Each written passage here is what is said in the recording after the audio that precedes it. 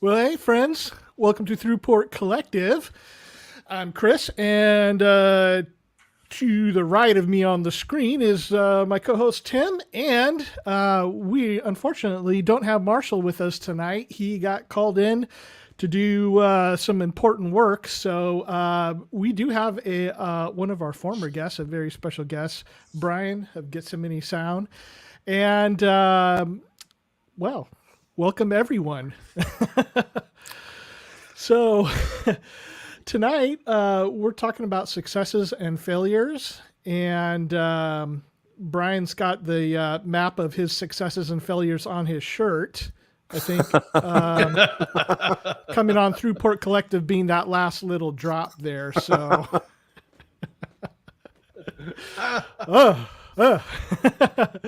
anyways, welcome everyone in the chat. Great to see everybody, all of our friends from so far from the U.S. and Europe. And let's see, what else we got to say at the beginning here? It's like all the normal stuff, and I have to look at my notes. Of course, hey, give us a like if you can remember, and we appreciate it. It just helps us to get a little bit more exposure. Send a link to your mom and your dad, and maybe get them to subscribe if they like this kind of thing. We're just a show that is about musicians helping musicians. We're taking in information from each other, and we're giving it back. And it's kind of a way for us to grow. We have a little bit of gear chat right up front at the show, but we'll get on to kind of the more abstract topic of successes and failures after that. But first of all, welcome, guys. So thank you, Cryss. We noticed that first thing is that Tim, your studio looks a lot different, and Brian, your studio definitely looks worse.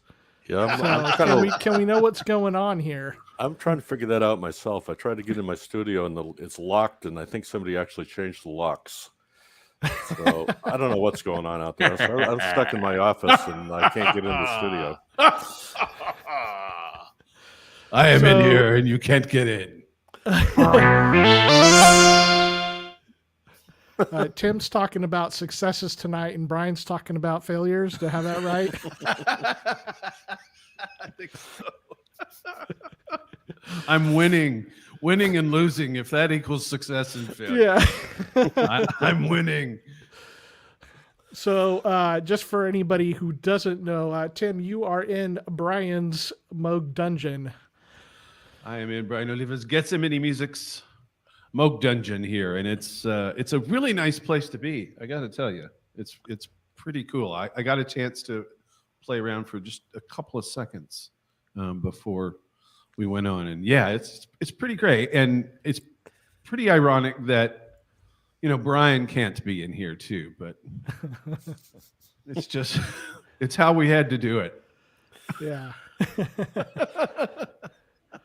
I had to lock him out and take it over. I drove up from Nashville and outside of Cincinnati here, so I basically just commandeered the whole Get Some Mini Music room. Well, nice, man. I'm envious. It's not super close. How many hours apart are you guys? It was like a little over a 4.5 hour drive. It's not bad.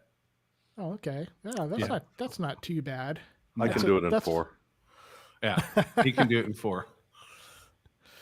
Well, it's faster if you take the Einstein-Rosen bridge.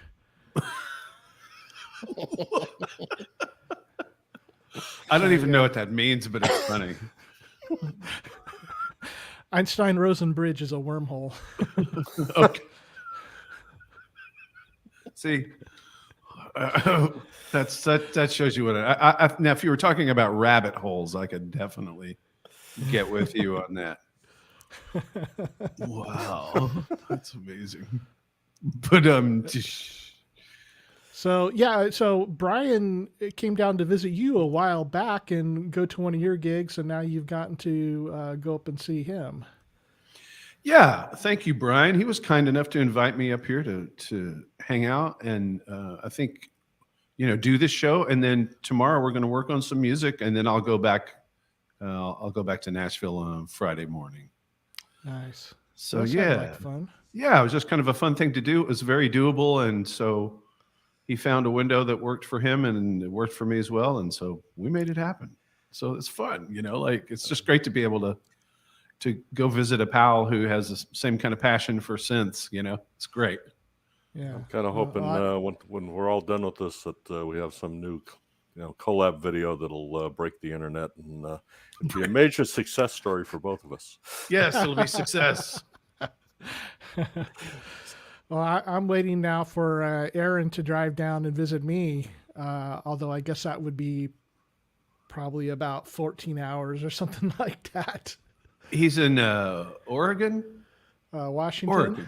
Washington even. Oh, yeah, that's a ways. Yeah, so No, we're a little ways apart, but Aaron mentioned it before, but in the chat I saw he was talking about the Hindenburg, but I mean we do have airships now that cut that time in half. Yeah, but you got to have money for those things. We're musicians. That's true. That's true. Hey, we're all musicians. Money should be no object, right? It should. Long drive. Yeah. Yeah, man. Yeah. So this is fun. We're missing Marshall. Yeah, but obviously he's got a big workload to take care of. So it just worked out perfectly since I had busted into Brian's house. Yeah. So Aaron says, yeah, long drive. Wagyu, where are all the flying cars? Yes. No kidding. And Aaron wants to know which of Brian's synths are you borrowing? And when you do, would you borrow me that Voyager behind you? Oh, I know. It's kind of the sneaky one in the room, really. Like, I don't know. There's some great units here. Well, we've got Superbooth news. So Superbooth is starting, I don't know, when does it start? Tomorrow, I think, or the next day, something like that. I don't know. One of those. So after kind of a disappointing NAMM, I mean, NAMM was, they had, during COVID, they had cut it down. I think one year it didn't happen maybe, or it was online or something. And then last year they had it in summer, but in Anaheim, where it's usually winter in Anaheim. And so this year in spring, it's kind of felt like a stopgap year, and by who was represented there and the things that were happening and releases, it kind of seemed like it wasn't really much going on, and we didn't really have a whole lot to talk about things that were happening now. But it seems like, at least as far as the synth and electronic music instruments, manufacturers, it seems like Superbooth has been really where it's at. It hasn't started, and we've already seen a bunch of really cool things that have been announced. So let me pop one of these up here. And let's do this. And of course, one of the big ones is, which, to be honest, I think we all knew was going to happen. We just didn't know when, is the Oberheim OBX8 desktop this time. And it's going for about $3,500. What do you guys think? I love it. Wow. That's pretty. Is it available yet, or are they just announcing it? I don't know. Let's see. Because that's great. That's really cool.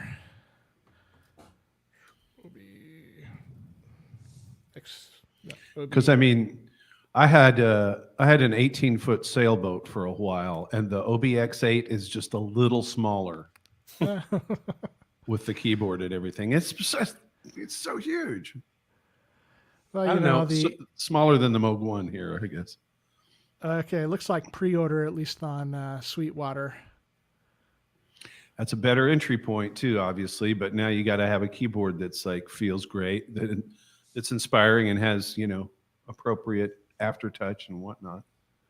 Yeah, I think we all got that covered. Right, but I just mean in terms of if you totally. don't, yeah. I mean, this looks great. And in fact, so when I had the OBX8 in the studio here. I had it for, I don't know, about a month and a half. My buddy owns it, but after he got it, he brought it over here for a while, and just an amazing synthesizer. I've just fell in love with it. But, I love all those old Oberheim sounds from, like the 70s, Rush and things like that. And it was just a joy to play. But actually, one of the things that I felt is like there's so much space on that panel that, when you're going to do things like, I mean, the Moog 1 is huge as well. In fact, it's probably a little bit bigger.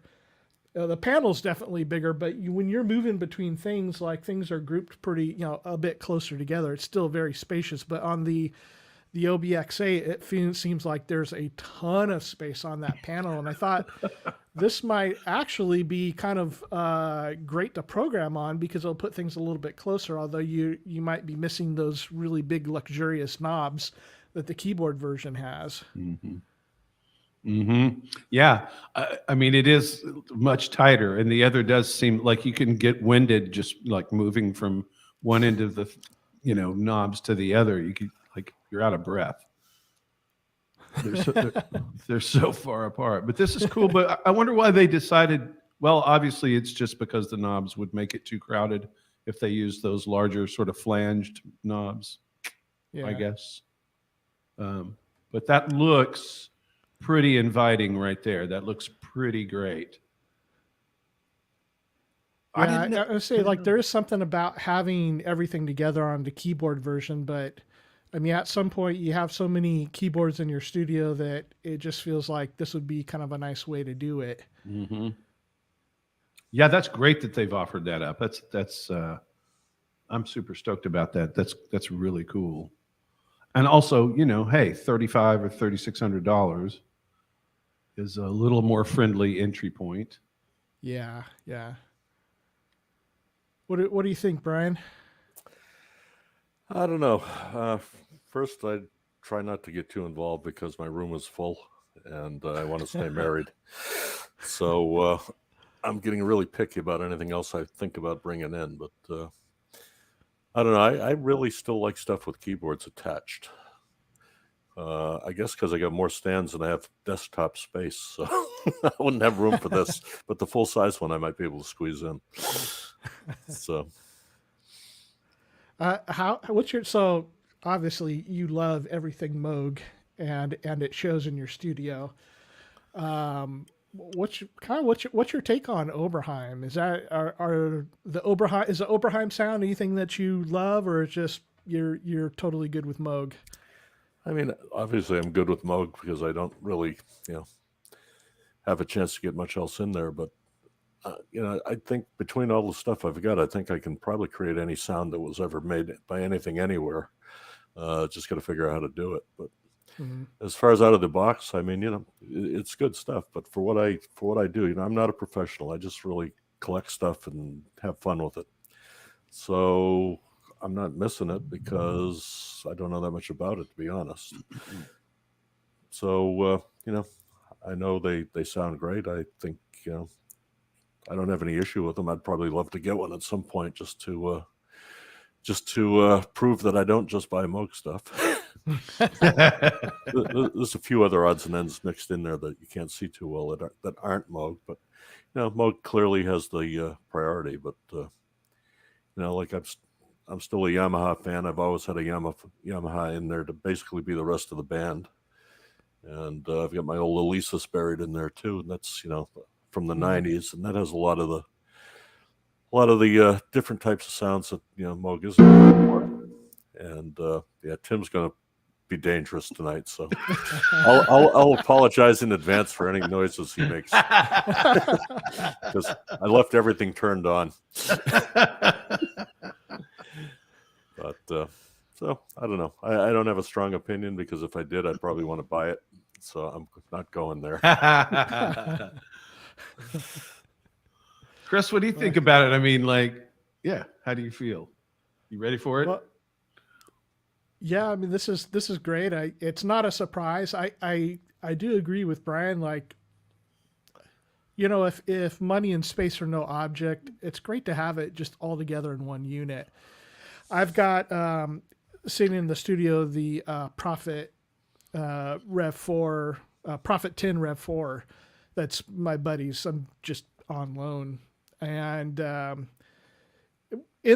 so it'd be the same format as this, and it's quite easy to program from that format. So, and one of the nice things is that when you got stuff that's filled up, like when I had the OBX8 in here, I had to move my Moog 1 out of the way, so I had a space to actually put it and be able to play it.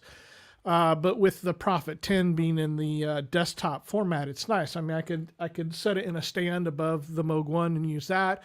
Most of the time that I've been playing it, I would just put it. Well, I mean, you guys can't really see my desk area, but if you can imagine, I've got a big monitor, my laptop, my 2 audio monitors, and then down here I've got the Hydrosynth Deluxe. But I could just put it on a stand just over to the side. I guess you guys can't really see over there, but over to the side on this way, and have it at a really comfortable level. Still have whatever keyboards down here, like the Hydrosynth, to be able to use with it. And so it does make it a little bit more friendly for space if you have something else that can be a controller for it, like I do. So, again, it's one of those things. If money and space were no object, definitely a keyboard version. But I think this is great, and again, it's bringing it down by $1,500. So a lot of people that really wanted the sound and are not concerned about the keyboard being attached, I mean, this is a great way to do it. So, well, yeah, I mean, so sorry. Well, Wagyu just got really exact on me here. So I didn't mean exactly the same dimensions. I mean like the same format. It's a it's going to be similar in size, and we don't know how to read those centimeters, so that's all gibberish anyway. 52 centimeters, 55 centimeters. I don't know. I don't know.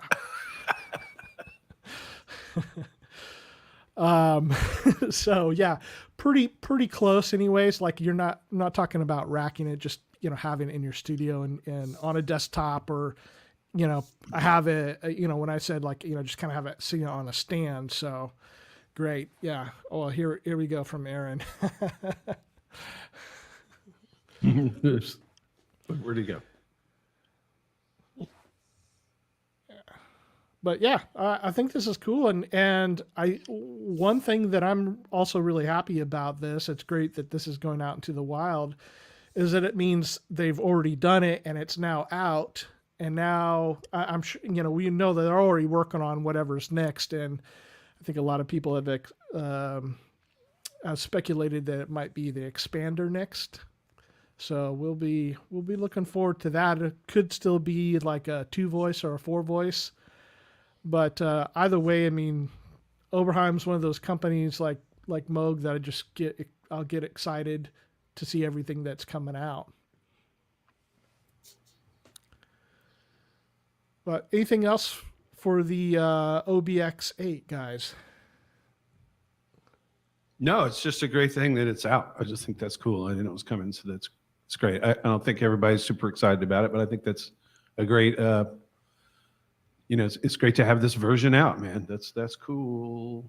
I just love the synth. That's part of my problem. I'm just goo goo gaga about this synth. So has it, now that the honeymoon is up, I mean, you had it for a while. Has love it more, love it less? Oh, love it more, definitely. Yeah, definitely. Yes. And I need to love it even more. I need a more quality time with the OBX8. You got to talk to your secretary about how much you're being scheduled for all these other things. No kidding. That secretary has lost their mind.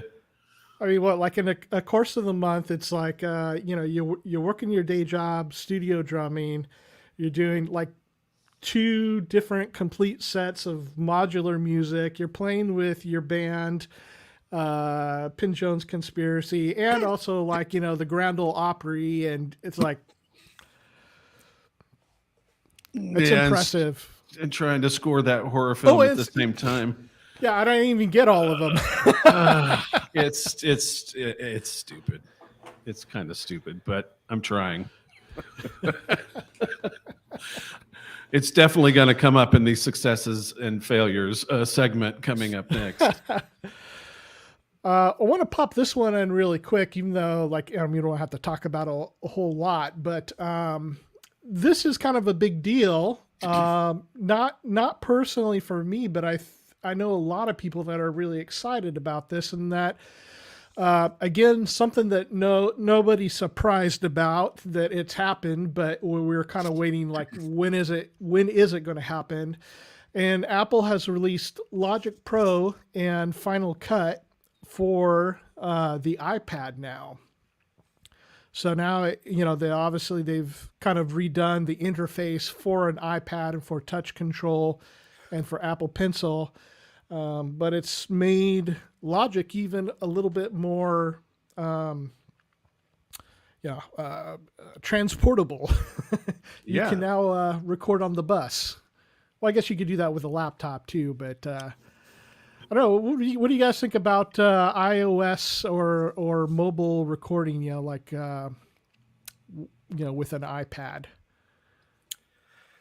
I haven't seen the system requirements yet, but my iPad's like a 5th generation. It's, I don't know, maybe 5 years old now, and I'm pretty sure it would explode if you tried to run anything like that on it.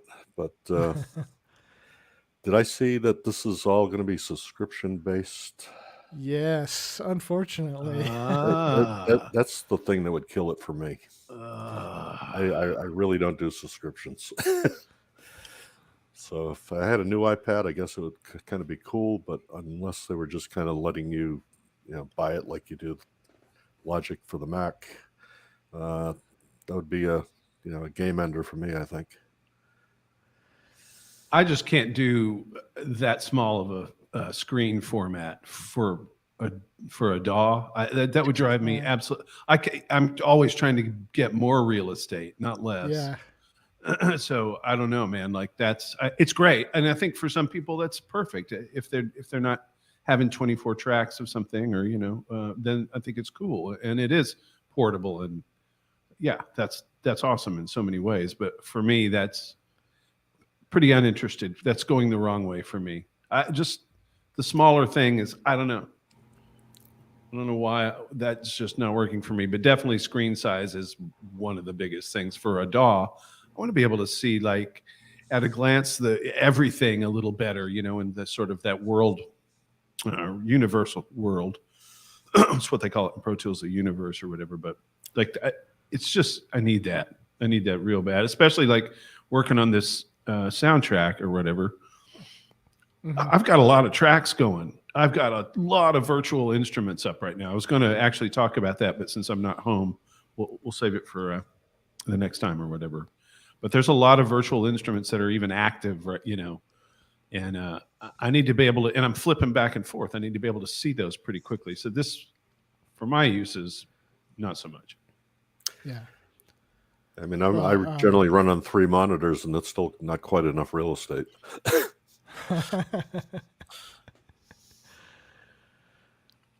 Yeah, I think I would have a hard time with this. Now, I think for certain types of music and certain musicians' workflows, I think this is going to probably prove to be a great thing. I'm really curious to see, David Surchek in the chat, who's a former guest on the show as well. I think he was our first guest, actually.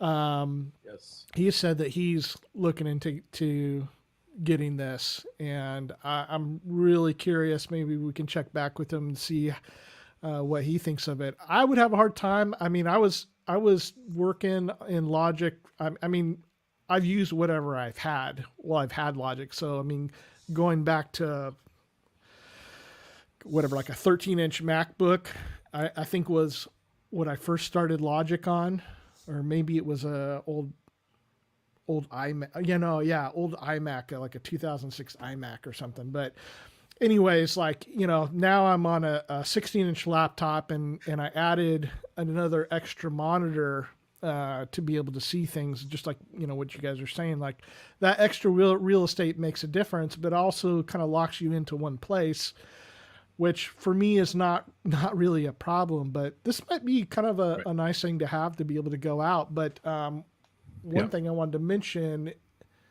is, let me find the comment. Okay, here. So Andy says, let's see, GarageBand on the iPad was already pretty good. It includes Alchemy. And so that might be, something to keep in mind, because the iPad already comes with GarageBand. So if you're just wanting something that's like a, idea recorder, something like, remember back in the olden days, like we used to have those little micro cassette recorders that we'd keep around. And then we'd like, I've got an idea, and you'd hit record and you'd play it in. And, GarageBand can do far more than that, but at least you don't have the subscription for it. It's not going to be able to do everything Logic can do, but at least for something like an iPad, it's a great, sketch pad. Mm-hmm. Yeah, I guess that's the best thing of it. Just an idea generator, and then you're going to bring it back and work on it more seriously, maybe elsewhere, or just to record somebody somewhere else or whatever. So, one thing that, I'm kind of curious about is, what direction they'll go now with Logic, because obviously a lot of work has been made to make Logic projects in Logic compatible with iPad and the desktop version. And we've had a couple of these big updates where I've not really been too impressed. Like they redid the sampler before, and that was fantastic. But then we've got all the surround sound stuff, which I don't really care about because nobody really listens to it right now in that format. So it doesn't really make a difference to my recording. I'm going to still do stereo.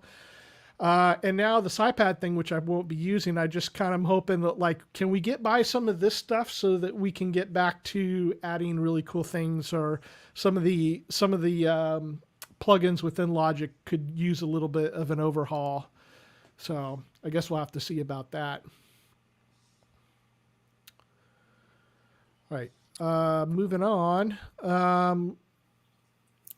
Last of the big ones, so big that, in fact, it does not fit on my screen here. And this, of course, is the UDO Super Gemini.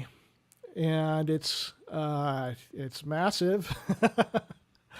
But it's kind of in their line with the Super 6, but it's their second synthesizer that is, bigger and more. So let me scan some of this. So it's our next Super Synth. This is from Synth Anatomy, by the way, which has great, concise articles on new stuff.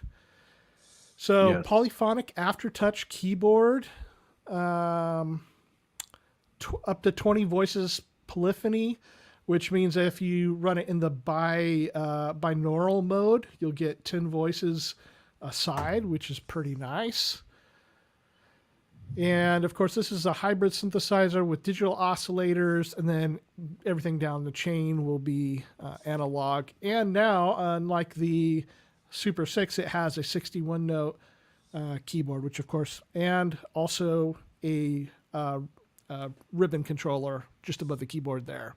See that? Yeah. See if there's anything else here that's... They do cool work. Udo there. They do some really cool synths, man. Like, well, this being the second one, I guess. Yeah. I mean, they're cool.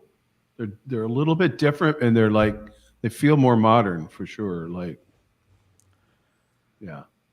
They have a kind of a nice combination of retro and modern, because it definitely harkens back to kind of a roll-in aesthetic, but modern. Yeah. Yeah, exactly. Yeah. And the sliders are cool. Yeah. I mean, as far as like a front panel to program from, it's pretty great. Yeah.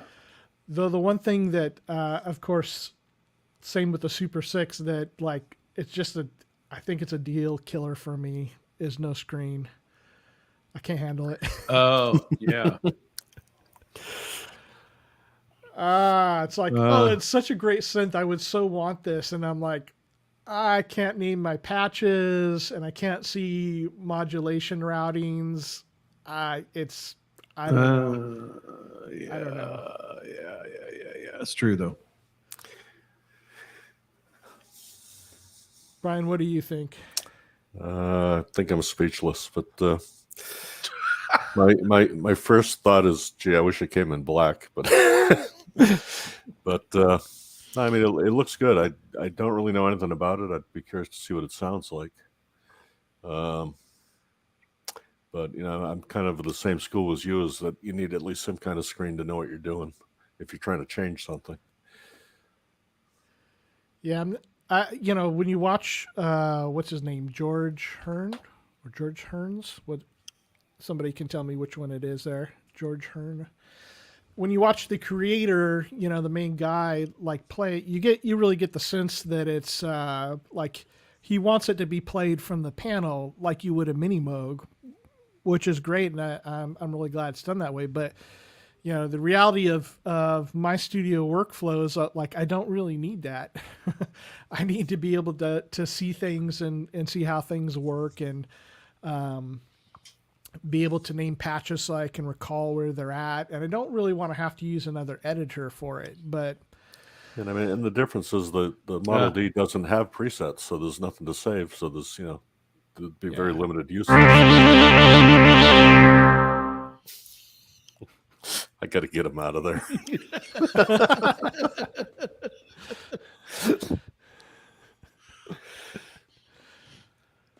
Yeah, Model but it's D. gorgeous.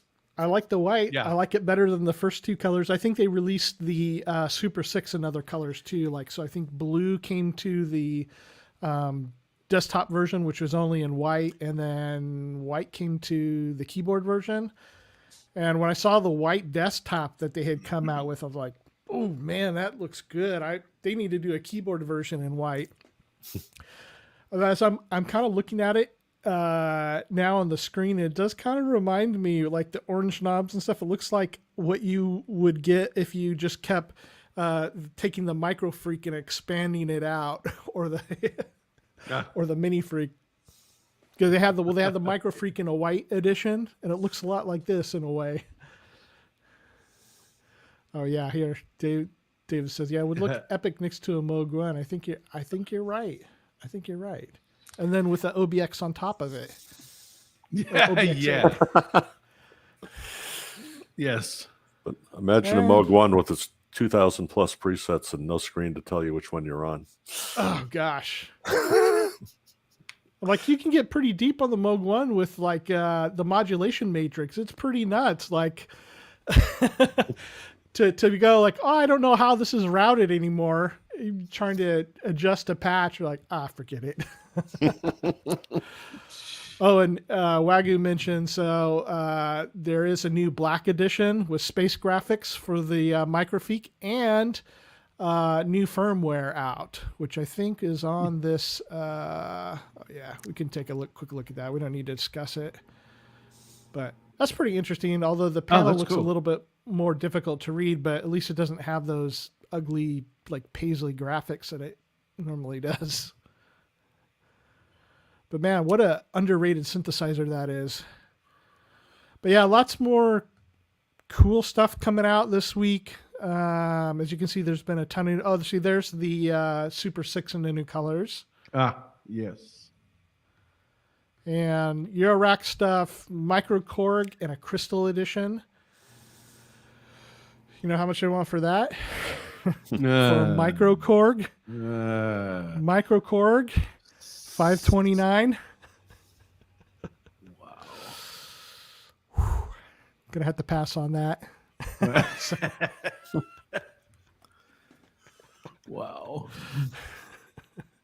Well, yeah, just God, what a gigantic difference, obviously, between Superbooth and NAMM. God, NAMM was so disappointing this year. Yeah. I mean, this hasn't even started and we've already got all this stuff. And the next couple of days, we'll probably see a bunch more too. So yeah, lots of videos coming up. Yeah. That's crazy though. Well, fun stuff. And, there's been a lot of other cool releases during the week that we haven't talked about, like the soft tube, what is it, Model 80, the Prophet, which sounds pretty good. And there's a bunch of stuff. We could just talk about gear all day, but we definitely want to get on to our topic. And so this is a topic of successes and failures, and what we can learn from them, and which Tim brought to us. And I wanted to, I thought, so as I was making up the thumbnail for it with the Hindenburg on there, which seems to be, which at first glance would be like, wow, what a failure that was. But I had in my mind, and maybe I'll explain the reference so that, just in case anybody's younger or just not into rock music, why I thought that represented both success and failure. And that picture was used on the cover of Led Zeppelin 1. And so as the story goes, or at least as I recall it, Jimmy Page had gotten the guys together, and they were thinking about going out as a kind of a reformed Yardbirds, this band that he was in previously. And so it was going to be this kind of super group. And at some point, I guess there were some critics that were being critical and said, well, this project's going to go over like a lead balloon, kind of making a joke about it. And so I thought, well, that's great. And they decided to kind of capitalize on the bad publicity, and they decided to call themselves Led Zeppelin. And so they did, except for people calling them Lead Zeppelin. So they didn't get the joke. It's like, oh, it's the first Zeppelin, not made out of lead, the metal.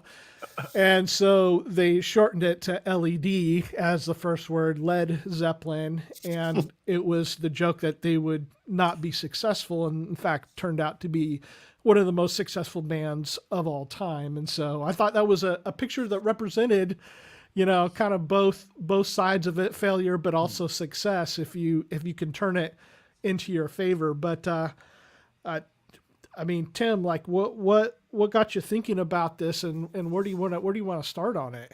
Well, it's just such a broad topic, and I just know everybody's got something to say about this. Everybody can relate to their successes and their failures and what that means for them individually. And just being that I've in the last especially 6 months have really been trying different things, and trying a lot of things, I guess, too. That's just been really on my brain about, well, like, how important is it that everything be perfect, or how important it is even just that something happens. and from trying, and then you start thinking about, am I trying too many things? Am I watering myself down? And would I have more successes if I just sort of pared back? But then aren't these failures part of it? And as we all know, they are. Without those, there are no successes. Basically, I mean, you have to start with things and fall on your face, and then keep going until you get somewhere. Success, yeah. What's that exactly? I mean, everybody has a different way of course, measuring that, and measuring a failure. There are different amounts of both. So anyway, I just thought, man, this is a subject we can all wrap our brains around and all have something to say about. And I want everybody in the chat to really speak up too about it, because I mean, we've all lived this. So anyway, that's sort of how I was thinking of it, because it just seems like I have successes and then these just brutal failures, and you just wonder, how can it go so radically from one thing to the other? And it's the same person doing them, and you're like, well, how can this one thing work fine, and then the next thing I tried that's still me trying something just fail incredibly? So I just think it's interesting. So so Cryss or Brian, either one of you, I guess, let's grab Brian while he's there and talk about what it feels like to have the failure of being locked out of your own studio. Well, I'll get over it, because I have ulterior motives for all this. But anyway, we'll discuss that tomorrow.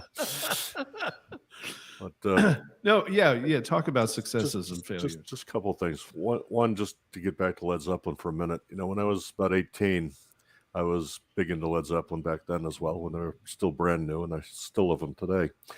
And I always used to wonder, and it's weird that this sort of became truth, but I wondered back then when I was 18, what's going to happen in like 50 years? Am I going to be sitting around somewhere in my rocking chair still listening to Led Zeppelin?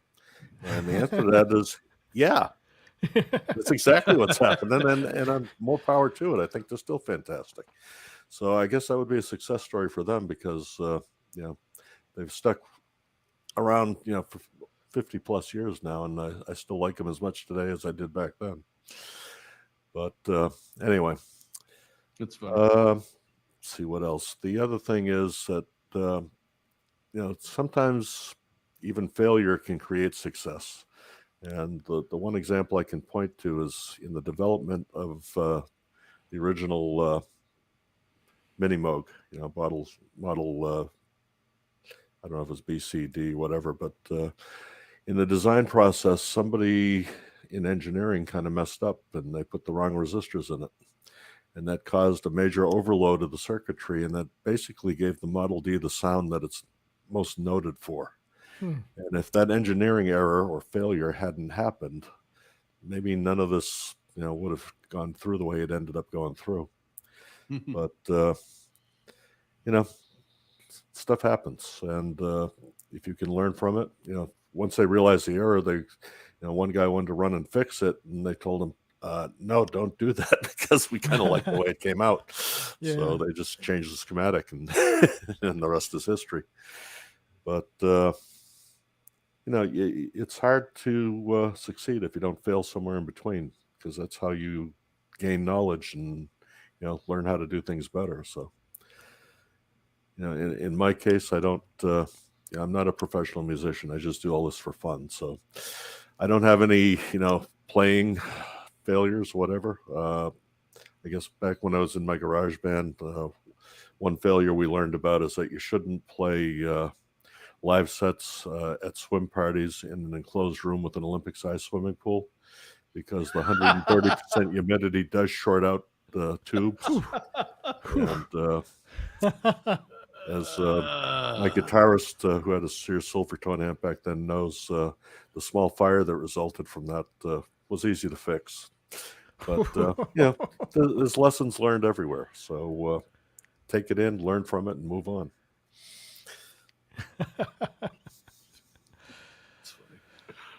Yeah. Well, it seems like they do both come together. I mean, to just bang on about Led Zeppelin a little bit more. I mean, Jimmy Page, guitar player, kind of the heart of Led Zeppelin. I mean, if anybody was Led Zeppelin, it was him. It was his project. Obviously, all four of those guys were just insanely talented. But he had a very successful career as a very young man as a studio guitar player in the early '60s, and then Yardbirds, and then Led Zeppelin, and they had 69 to about 1980 or so, 80 or 81, until John Bonham died. And they were the top of their game. They were top of the charts. Just incredible. It's the rock band, and it's interesting to kind of look, because that kind of success. And then when you looked at the rest of the '80s for them, Jimmy Page he did a Death Wish soundtrack, and he had a couple other projects in the '80s, and they really didn't have a whole lot of success. Whereas Robert Plant went on to have, I would say, pretty good success in the '80s and '90s. And really, I don't think Jimmy Page really saw any more of that again until they did the Page and Plant.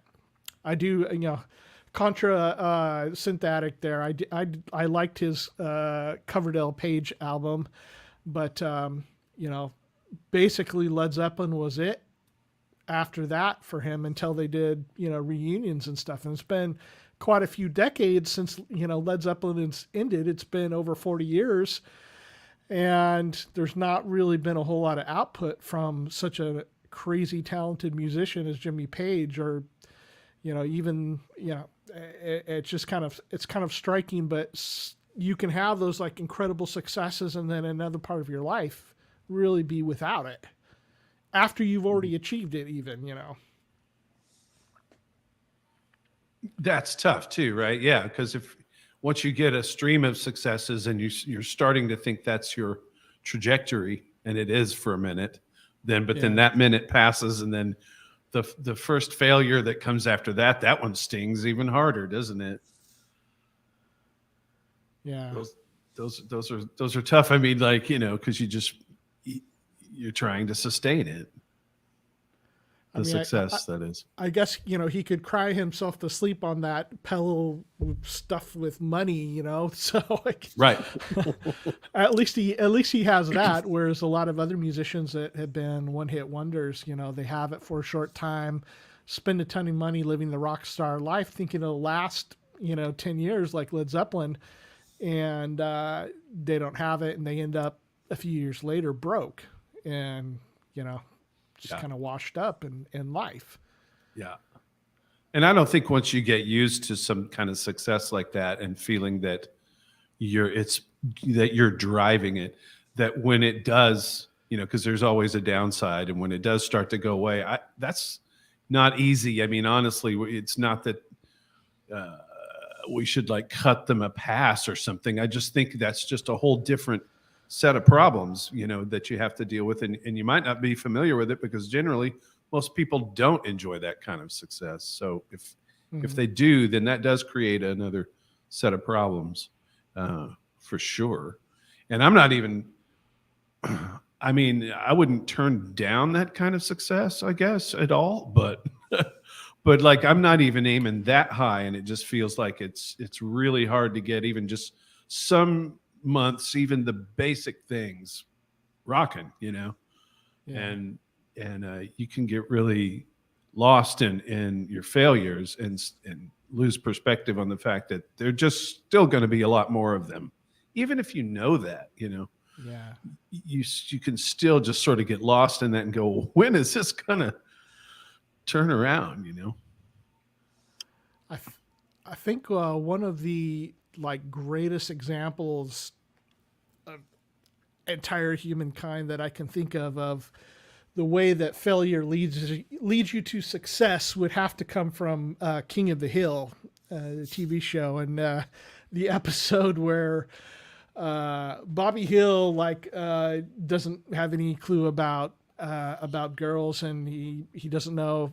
He sees that, you know, his neighbor Boomhauer is like just the super stud, and he's always got all these different girls and everything. And so during the course of the episode, like Boomhauer, I guess, agrees to take him out, and, you know, he's going to go out and see him pick up women and try to figure out what it is that he does that's so successful.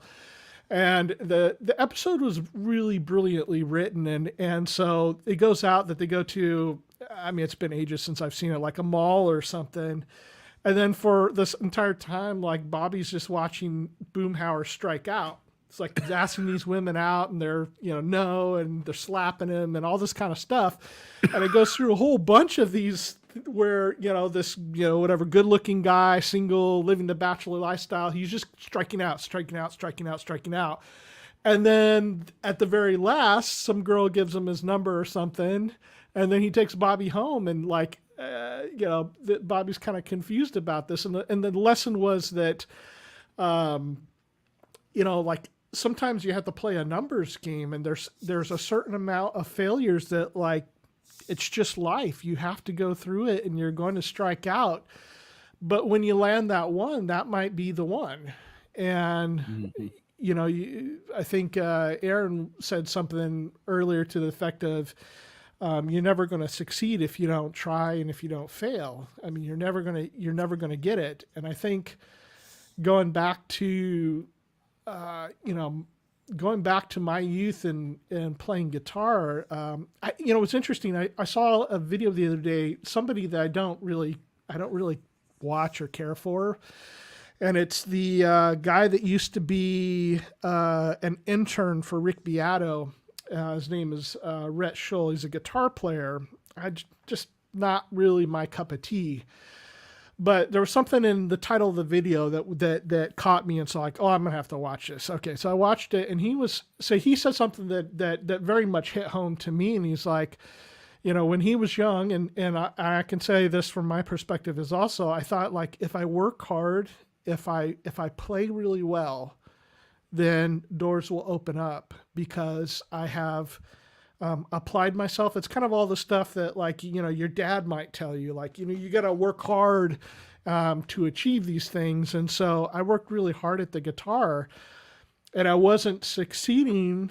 And it's like, where are all the musicians? I'm not finding bands to play. I'm not finding anything this. And there was a guy that during high school was like, I mean, he was 13 years older than me. So it was kind of like an older brother, younger brother thing. Like he mentored me, but yet at the same time, my dad was working a lot and he was a bit like a father to me and kind of showed me what life was about.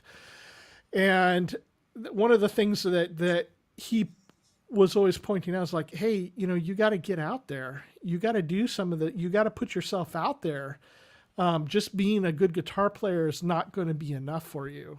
And that it takes the kind of connections you make with people to make things happen. And that was really true. And it's taken many years to kind of understand that that's the way the world works. And it's not the way that I want it to work. And that's one of the more difficult things is like, we have this idea of how the world should work. And honestly, it's like, you should be rewarded if you have talent and you should be rewarded.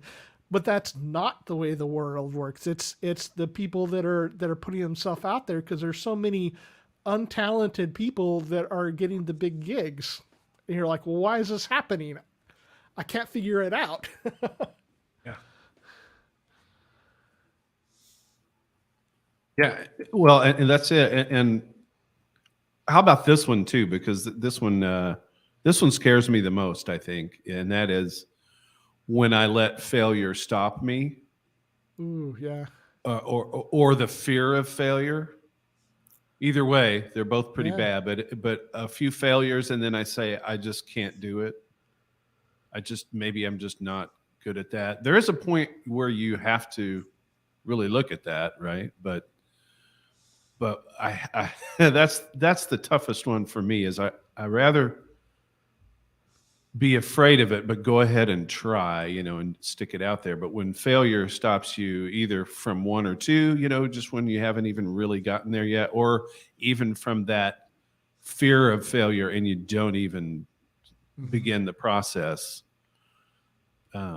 that's one of the things that freaks me out a little bit. Because, I think we all have a point where we think that something's a little beyond our scope for whatever reason. Yeah. And in whatever way. And so a lot of times that'll stop you from even beginning. And those are not the helpful failures where they kind of spur you on and you go, I know I have to go through some of this, but it's those ones that stop you even in your tracks. like, I'm sure everybody in the chat's probably got an example of that. I know I do. I know I have things that I just looked at and said, I don't think I can do that. I don't think I can do it. And I won't even get a failure is my point, because I won't even try. Yeah. So. Yeah. I think, David says, I hear people say they're afraid to release their music. Go for it. That's a good I think one. That's a really great thing to say. There's so many people that we hang out with that haven't, I'm not saying they're not making music. They are making music, and they're probably making some really great music, but they haven't put it out. And I think like our own minds really limit what we do and what we think we can accomplish. And at some point, like we need to make some moves for just our own well-being, we need to put some stuff out there. And I've made fun of the synth community a lot because it's easy to do, there's a lot of like really hateful people out there. A lot of people who have underachieved and are really angry about it compared to, say, the guitar community, which has a lot of underachievers, but they're totally okay with it. but that said, like with the synth community, there's amongst, I'm not talking about Gear Space or whatever. I'm talking amongst the like larger group of people that we know and we see in the different forums or Facebook groups or the different shows like, Thru Port Collective or Ramsey or whatever. There's a lot of supportive people, and sometimes that, if you can get over that fear of putting something out, listen, you may not be the greatest musician or whatever, you may have a lot to learn or to go through, but part of that process is to put it out there and see what people are going to say about it. And I have found, and again, so I've made a jab at a lot of the synth community, but one of the good people in the synth community are amazing, and there are a lot of very supportive people and that are going to post on your video that you release, and they're going to let you know the things that were really good about it, and if they know you really well, they may give you some good critique about it. Here's a way that you can maybe take this to the next level. And it's really a great place because we have this community that, when all three of us started playing, we didn't have a global community like that. I think, all three of us are born in different decades, and even, I'm the youngest, and even when I started, we did not have this kind of thing. So I didn't have anywhere to put out my music unless I did it with a band or I went and played some venue. And so here, these days, you don't even have to go out and, deal with some stupid 404 club about to try to get a gig, Speaking of failures. You can actually stick your music online and be part of the community, but it does take putting yourself out there to do it. And I said, it's been a really great thing to see how supportive people are in the community. That's true. That's true. Yeah. I think in particular, the synth community is very supportive of each other, and especially in a global way.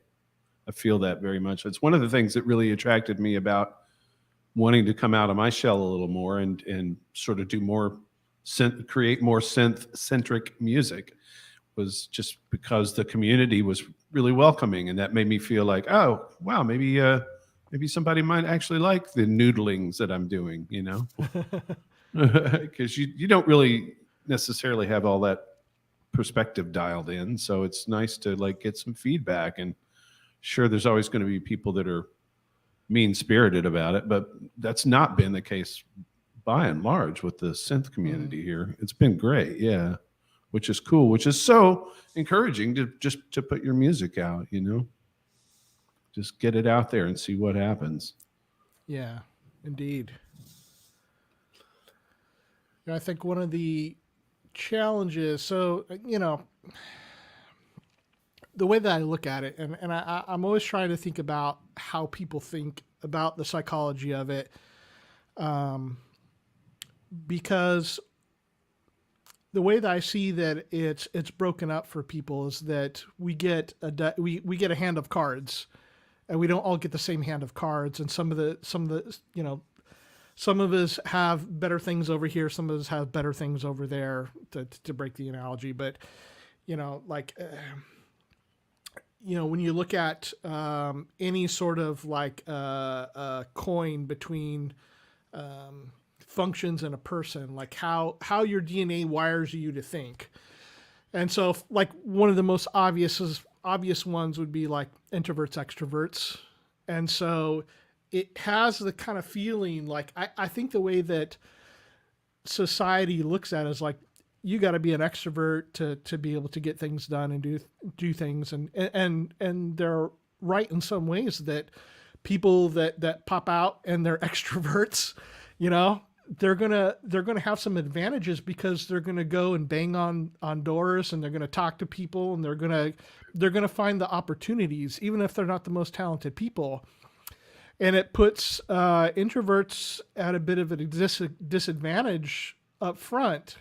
And that's something that's like, well, you're going to have to work on that. And you're going to have to work really hard to overcome those kind of deficiencies in terms of, or setbacks in terms of, having the energy to go and do those things, wanting to deal with people when you don't really want to deal with people. And on the backside of it, the situation's reversed, because you find a lot of times, the extroverts will come and have some of the success, but they don't know how to deal with it because they can't internally process it. They have a harder time. And whereas like if an introvert finds success, they'll usually have a little bit better way of dealing with it. But again, like the thing is not, it's not that one's better or worse than the other. It's that we are all given in many different ways beyond introvert extrovert, that we're given gifts, by luck or DNA, by our parents, whatever you want to call it. We're given advantages in certain areas and we're given disadvantages in the other. And we can't, it's just the way it is. It's just the way that it's the hand that we've been dealt. But if we're willing to grow, if we're willing to work on those things, then we can spend the time to recognize, hey, I'm good at this. I'm not so good at that. I got to do the good things because I do really well at them, but I also got to balance life out and do some of the things that I don't want to do. And I need, so for me personally, like, okay, I really don't want to deal with a whole lot of people, and I don't want to get out there, and I don't want to do things. I want to sit in my studio and do stuff. But a lot of the difficulty of my life has been, hey, I've got to go out and do something. I've got to bang on doors like another person would that's not me. And I've got to go and be involved. And a lot of my involvement online has not been the kind of stuff that I'm more tuned towards, I guess. I'd rather sit with a few friends and philosophize about everything and think how great things would be. But at some point, like, I got to recognize that, hey, this is not going to work for me forever, and that I really got to get out there. And so whatever your problem, whatever your deficiency is, like working on those particular things, and maybe it's the opposite of me, and you're maybe, it's you're working on, film soundtracks and synth meetups and 5 different sets and 3 different bands and stuff all at the same time, Tim, and you got to scale it back or something. And then back at me, it's like, all right, well, hey, are you going to go find some local musicians to play with? Are you going to get back out there and back doing that stuff? It's hard. It's hard. It's a constant thing, man. And that pendulum just swings, doesn't it? And I'm always riding that, where I'm like either pushing it too hard, or I feel like the pendulum swung the other way. Yeah. Did we lose you? Tim? Brian? We might have lost both of them there. So if you're just joining us, Tim drove up to Brian's house. Oh, okay, cool. I see Brian moving around again. I'm here. Can you guys hear me? Yeah. I'm going to go check on Tim and make sure he can move. So right now they're sharing the same internet, and there's multiple streams going back and forth, and Tim is in the Moog dungeon in the basement. I seem to be there. Oh, there. We can see Tim move again. Oh, I'm okay. I'm unfrozen. Yeah, everything seems like it's so. working. Of course, it was like, I was poking at myself the whole time, and in that one moment that I poked at you, then it like all went dead and quiet. I was like, oh crap! That's perfect. That's amazing.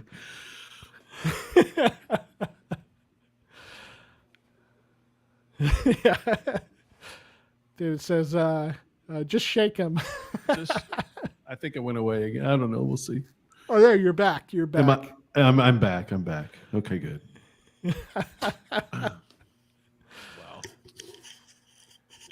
Wow. Anyway, yeah, whatever. Like the pendulum swings, and sometimes you just don't do enough, and then other times you're really trying to like overcompensate for that, or you're motivated and you're ready to do it, and then you overdo it a little bit.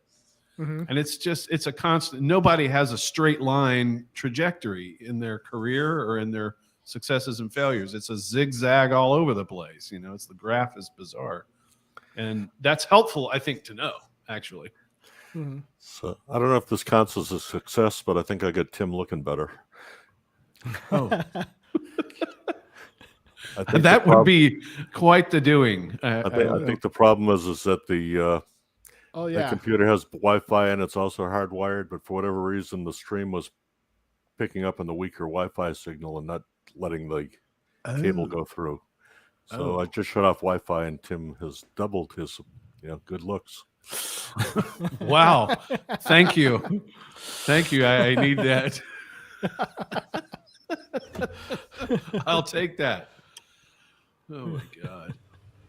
Yeah, that's funny. I mean, yeah, we are on the one internet, so it's all good. Let's kind of pose it again to the chat though too, because I really appreciate what everybody's been saying. But what have been the biggest challenges that you all in the chat have faced? I think some of us have had different time periods in our lives where we were active in music, and Brian's an excellent example of that. Like, rock band way back when, and then as you described it, you had kids and responsibilities and job, and then now you've gotten back into it since what, like 2018 or so? Yeah, last 2018 is when I got more serious, I guess. That's when the Yeah. Moog One kicked in. All your success was owed to Moog One. No, that's not the message that we want to give people. That's when people started noticing, I guess. My subscriber base went from like 20 to 100 in like 3 days, and I don't really do anything out here, but I'm up to 680 the last time I looked. So whatever I'm not Nice. doing, I'm doing it well.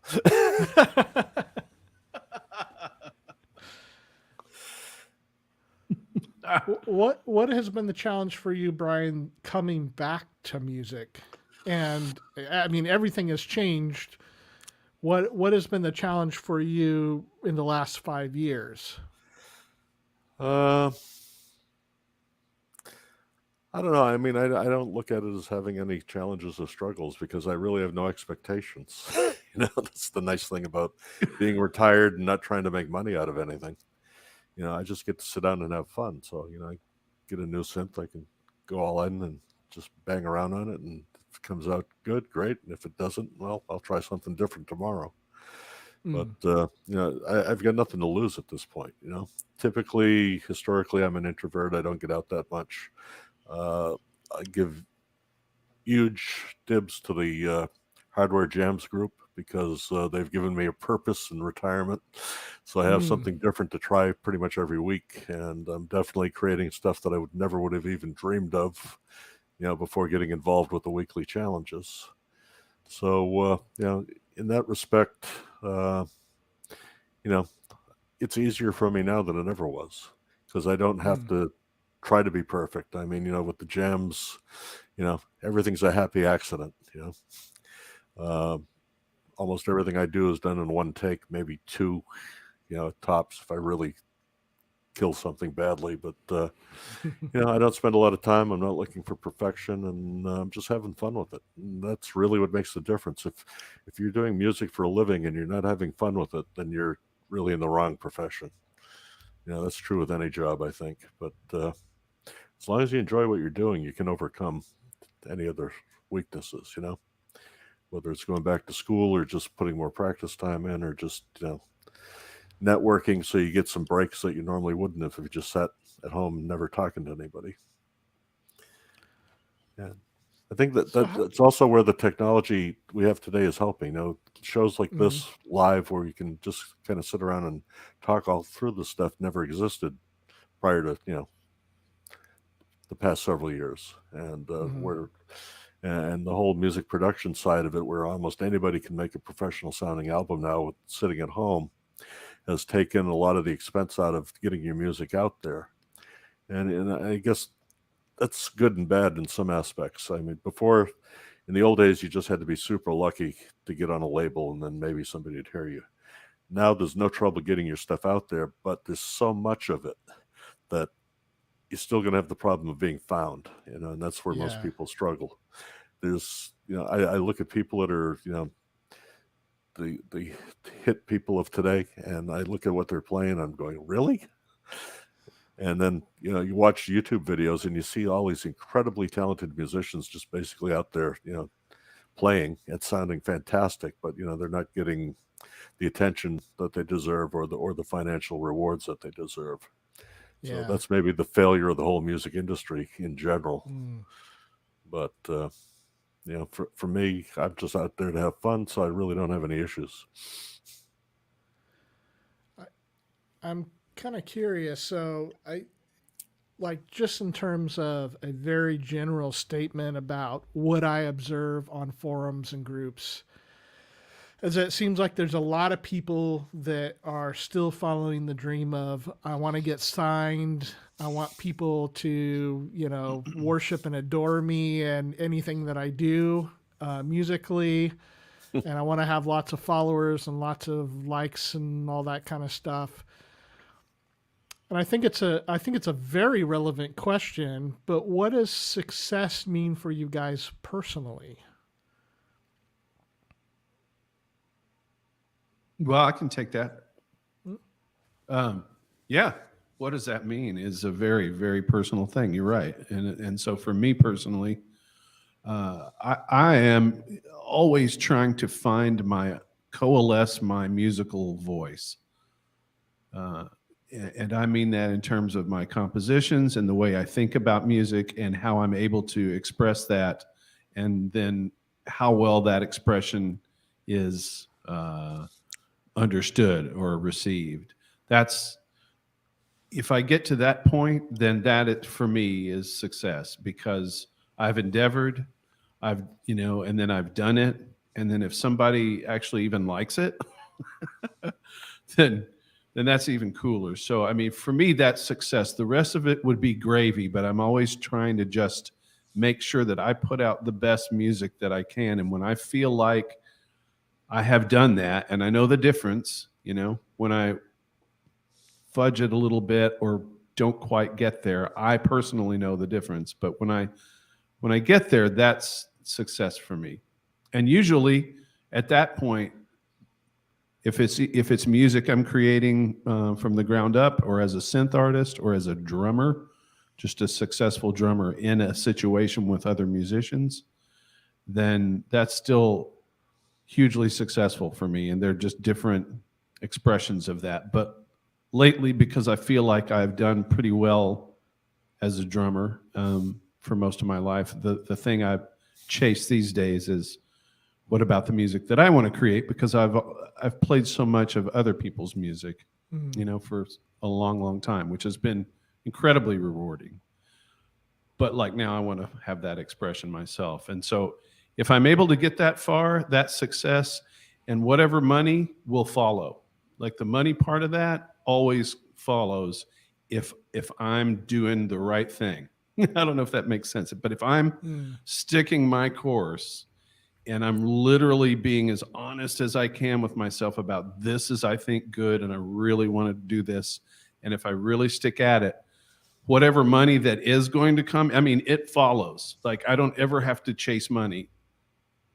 It'll come to me. And it's the weirdest thing about kind of how the world works, is just like, I've always had that thing where it's, if I come out and I do my best, people go, wow, yeah, that. And then, money follows to whatever extent. It's, not necessarily a ton of money, but it doesn't need to be. And so that adds up to me as success, because if I can make a little bit of money, especially enough to just have the basic needs provided, and then continue my quest to create music at the highest level that I can, then man, that's success for me. That's so. If you're having musical integrity, or in terms of keeping to the art that you want to make, then you're finding success. Would that be an okay way of summing it up, or how would you sum it up differently? No, I mean, I think that's a fine way to sum it up. I mean, just if I need to be more succinct about it, I just think that my success is based completely on me realizing my best output. And I know when that is, even if other people don't. So I get success through that. Generally speaking, now when I do hit that point, other people will notice as well. Then it comes to that next level of success or whatever. But for me, it's got to hit that first level, of success, which is this, it's got to get past this judge right here.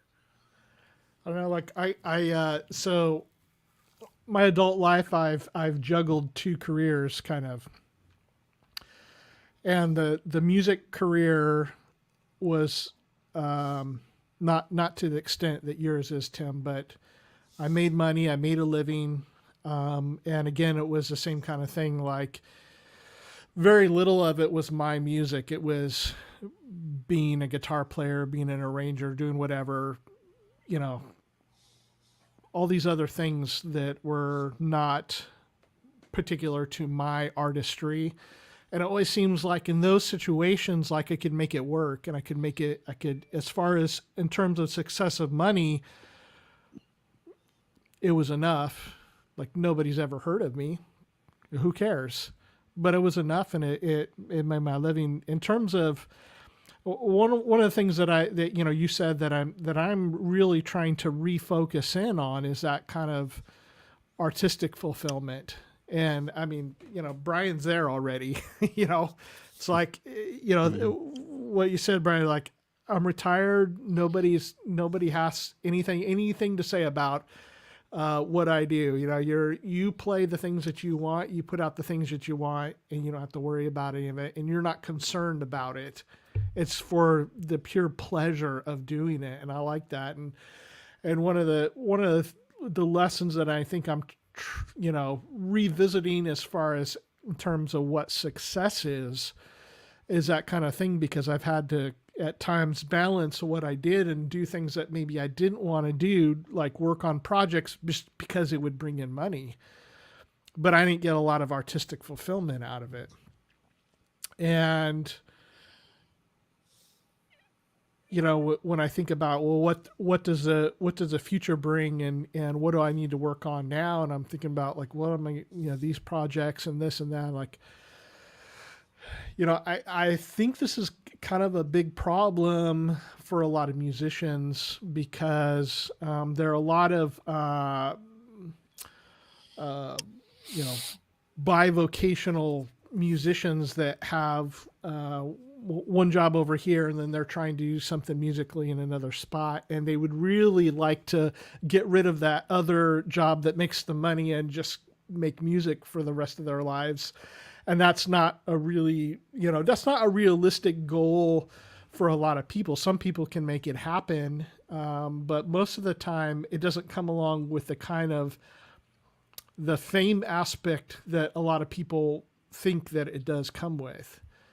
And so I think, like, I see a lot of people that, are putting music out there, and it's great, but they have kind of the assumption that, like, I need to be famous, and that people, again, need to adore and worship me, and I need to be the center of attention, or, my music is really hot stuff, and I don't know. I'm kind of done with that that mindset, or I'm done with the people that have that kind of mindset.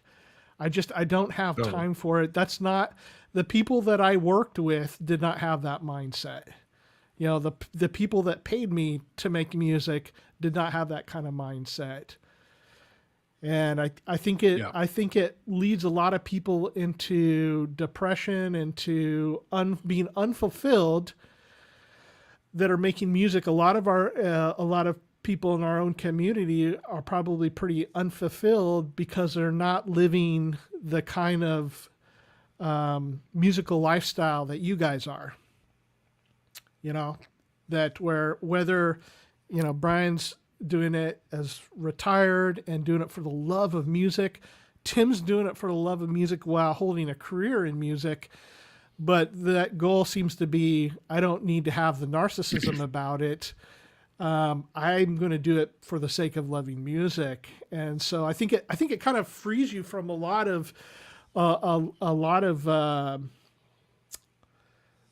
caring about what other people think, or kind of measuring against what your own ideas of fame or success is. Mm-hmm.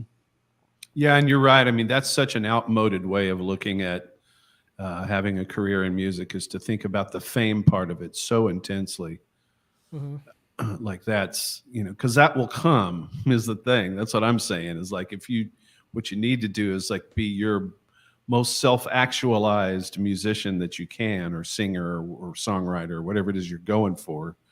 Be the best at that first, you know, and then the rest will come. You know, don't start with you're aiming at this fame thing right away, and then that starts affecting how you write, and then you write stuff that's not from the heart, or you write stuff that's just kind of crap, you know, and people know that. They know it in 2 seconds if they listen to your music. They're like, "Oh, I see what you're doing. That's cute."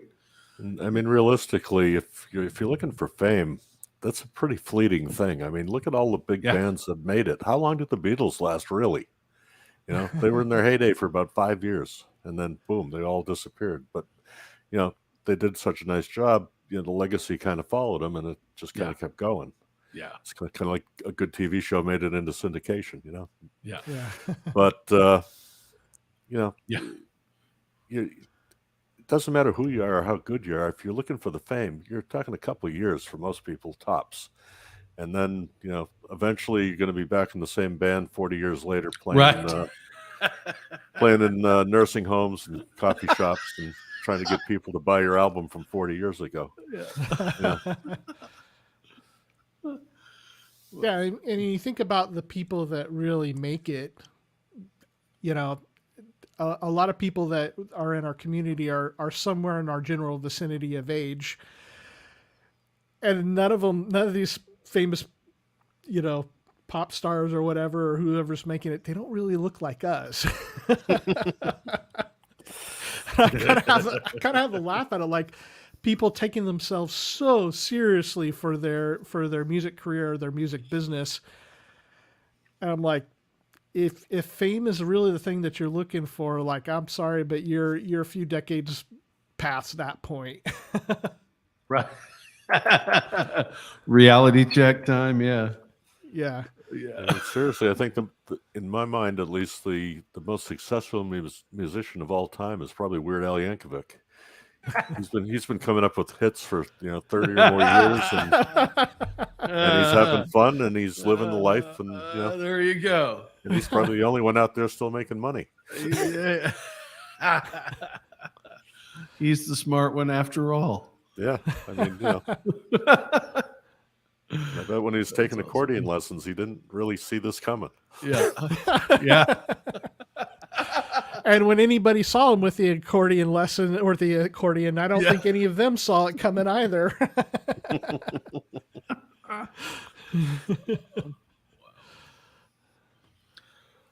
Well, we're coming pretty close to the end here, and it's been such a fantastic conversation.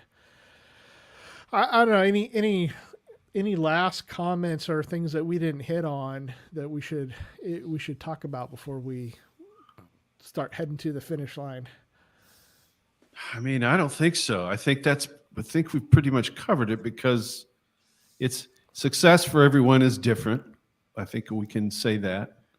And I think maybe failure is kind of the same way. And failure for some people either spurs them on or it can stop them cold. You know, it's an interesting thing, and I think we've kind of covered it and looked at it from pretty much all the angles, and it's been cool to see what people in the chat are saying as well. And like, you know, David Surchek was saying like how one of his most challenging things to do and was to become a solo artist, and I just think about all that.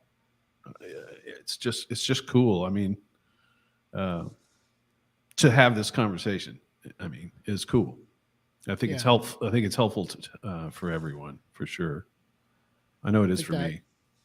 You know, what David said, my day job has allowed me this freedom, and that's something that's not really celebrated, right? Because I think in music communities in general, it's people that are able to do it full time are the only ones that are really celebrated. And I think, you know, well, here, like Aaron says, to keep it real, like, I think there's room for both. I mean, you know, I think you guys are an excellent example of that. To see somebody like you, Tim, that's keeping it real and that's doing it as your day job, and then doing fun music after that, your own music after that. But in reality, it's really kind of the same thing as like what David's talking about. Like, you may be doing something that's not being a drummer. You may be an accountant, but you clock out and you got all that time to work on your music and pursue art. And we have this place that we can do it. And so, you know, if a person, you know, like Brian's retired and just doing the things that he loves and having a hell of a lot of fun on all of those Moogs, you know, or, you know, like we're splitting time between two different things and making it happen and putting music out. Like, I'm not really too concerned these days about ever becoming popular. I just assume, because of my personality, that's not really going to ever be the case, but but at least I can have the joy of making music. And that's always been true, whether I did it for a living or whether I'm doing it as a hobby and for the sake of art, you know, because I mean, even if it's a hobby, you know, if we want to use that word, like the vocabulary that we're using about it, you know, I think that's almost kind of looked down on, but I think it can also be some of the most true artistic vision. And it's not really what you do for a living that matters, but it's, are you pursuing that artistic vision like that you were talking about, Tim? You know, like being true to doing the things that you should do. And there's always, of course, the things that we all have to work on. I like, you know, one of the things that are that's a big problem I see a lot of people is that they get stuck and, you know, or they move from project to project to project. You know, I started a new song, but then I started another new song. Then I started another new song. Or I was going to record this song, but I got a different synthesizer or a different guitar. And now I've got another one, and I'm going to go learn this one, and then I'm going to learn this other one. But, you know, they never finish their art. They may be having fun, and that's totally legitimate. You know, like, oh, this is a great piece of gear. I'm going to figure this out. And that's totally cool. But I think like kind of the push, or at least like what we're trying to get us, like, you know, geez, put something out there, have some fun, and put, you know, we've all had to take some hits about things because, and, you know, it's not just us, you know, because it doesn't really matter how good you are, because the greatest musicians of history have all taken really serious hits from other people. Like, oh, I don't like your music. You don't have any talent. This is all just noise, or whatever it is, you know? It's like, you know, Eddie Van Halen, and, you know, my mom thinks it's noise. So, yep. Well, so you guys get to hang out a little bit more, but what do you got going on for the next week? What are you working on, Brian? Right now, I'm going to try to convince Tim to write a song with me tomorrow. I have no idea what it's going to be like because we haven't even started thinking about it yet. But whatever we come up with, I'm sure it's going to be earth-shattering and earth-changing. And I don't know, it'll probably show up in a jam in a couple of 3 weeks. Or gosh, I'm sure, Brian, 100% sure it's going to be the second best collaboration that you've ever had. Yeah, well, it probably won't have any guitar in it, but other than that, That's like saying I'd rather work with you guys than the best guys in the business.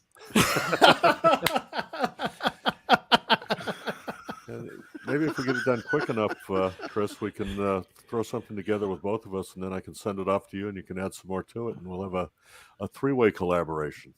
Awesome. I'd be totally There you down go. for that. How about you, Tim? Well, same. I mean, obviously, here I am in locked away in Gethsemane Music in the dungeon here, the Moog dungeon. So that's going to be the job one. And then when I get back to the house on Friday, I'll be back into finishing that horror film score. I'm still bloody nose to the grindstone with that, but it's going to get done. And I'm getting there. Like, I'm getting some successes out of the director now. He's liking what I'm doing, and it's just, that's a process, because you're trying to help them realize what their goal is, and I don't really have a clue what that is until I start putting stuff out there, and he says, yeah, not that. Not what you just like. And so you go, oh, so yeah, something a little more like this. Okay, so now it's a little more tightened up, and then I'll push that out there. And he's like, yeah, that's almost it, but now it's a little too dark. Can you make it more really cool. sprongly? He's been great, and I'm not by any means like, saying anything negative, but it's just a process. So I'll be resuming that process on Friday. Well, that's great. That I admire, like, the work ethic that you have, and your ability to pull things together is absolutely amazing. I truly marvel at it. Well, I not so glamorous around here right now. But said I've been trying to make the most of my time and take care of other little projects and things that I need to do. And happenstance, I came upon a used Eventide H90.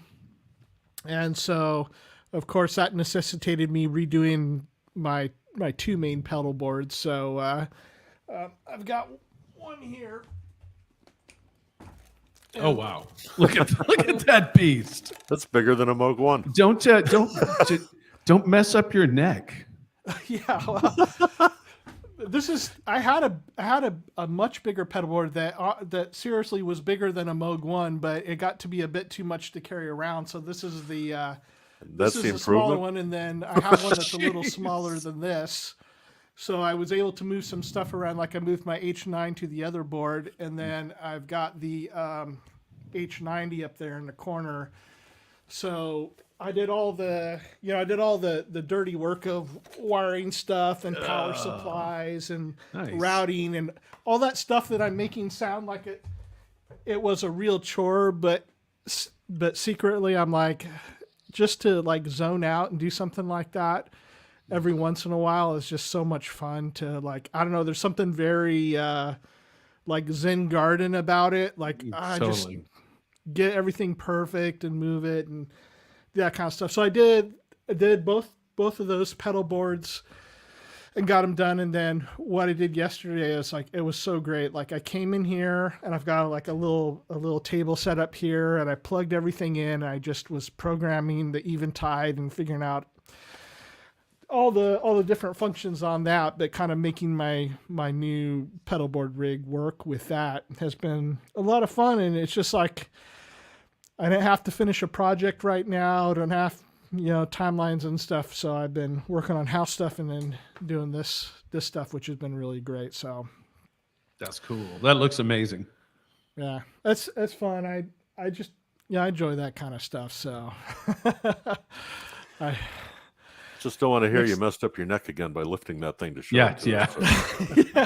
Don't go crazy.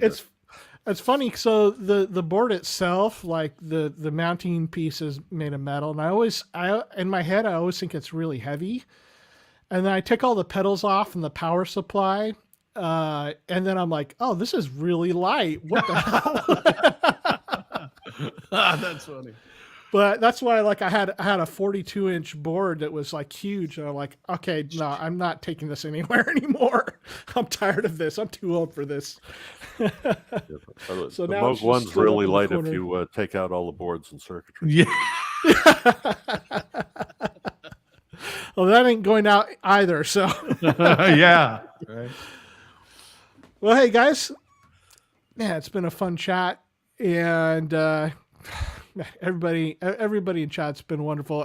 Thanks to everybody that's been commenting, all the nice comments and the things that you've had to add to discussion. Appreciate it.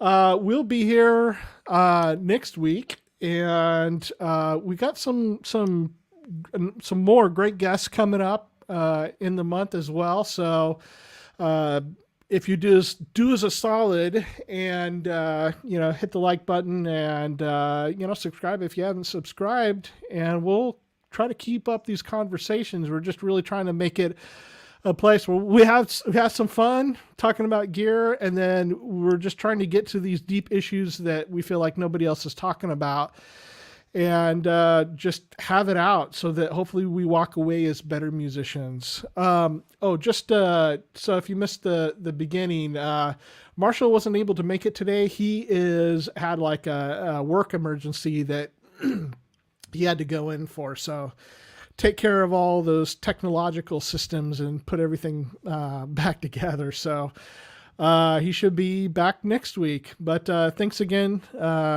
It's just second time having Brian on the show, and always appreciate it. It was a nice surprise today. So That's fun. well, with that said, we'll see you all next week. Take care. Oh.